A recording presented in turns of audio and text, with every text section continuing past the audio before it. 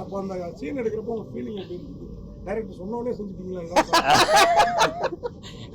இல்ல நான் வந்து ஏன்னா பண்ண டைரக்டர்லாம் மம்முட்டியெல்லாம் அப்படி இருக்கும். போய் குதிக்கிற வரைக்கும் தான் அவரு.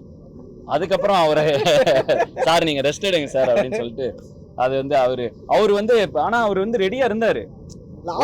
அவர் வந்து இதனால என்ன சினிமா தான் சினிமாவா ரெடிப்பா தம்பி ரெடிங்கறாரு. அவர் அப்படிதான் இருந்தார் சார். இல்ல தண்டனை அவருக்கு எதுவும் கொடுக்குற மாதிரி காமிக்காம விட்டீங்களா கிளைமாக்ஸ்ல? இல்ல தண்டனை இருக்கு. தண்டனை நம்ம இன்டென்ஷனலா தண்டனை மட்டும் காமிச்சீங்க. மறுபடியும் கிளைமாக்ஸ் வர வேணாம், எனக்கு பயமா இருக்கு.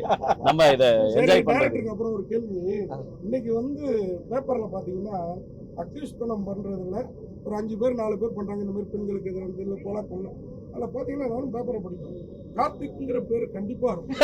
நீங்களே எடுத்துருக்கீங்களே ஏன்னா என் பேரு கார்த்திக்.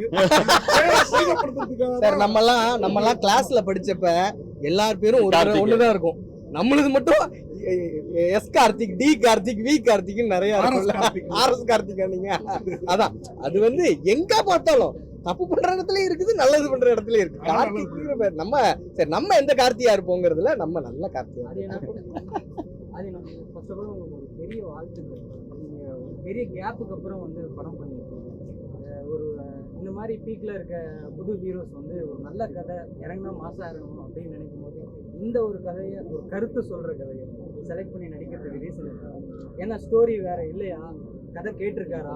4 வருஷம் ஆச்சு, அவர்கிட்ட இருந்து படம் எதிர்பார்க்கல, வரல. இல்ல படிக்க போயிட்டனால தான் வந்தோடனே இந்த கதை ஒரு 4 கதைகள் கேட்டேன். எனக்கு இந்த கதை பிடிச்சது பண்ணிட்டேன். அது நல்லா போயிட்டு இருக்கப்ப இது ஒரு பிரேக் எடுத்தது காரணம் எனக்கு படிப்பு ரொம்ப முக்கியம். நான் பர்சனலா ஃபீல் பண்ணனால அதுக்கான பிரேக். வந்த உடனே 4 கதைகள் கேட்டேன். 1 வந்துருச்சு, தொடர்ந்து வரும். இதுக்கப்புறம் ஒன்னொன்னா வரும்.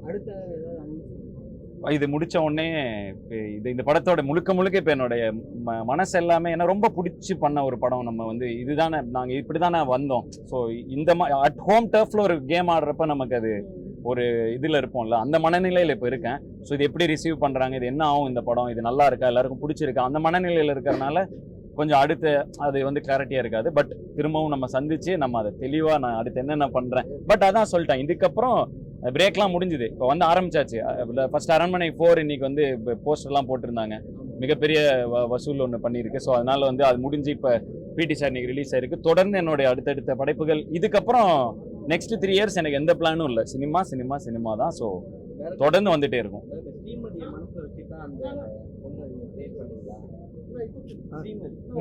ஒரு கேள்வி கேட்க முடிச்சோன்னே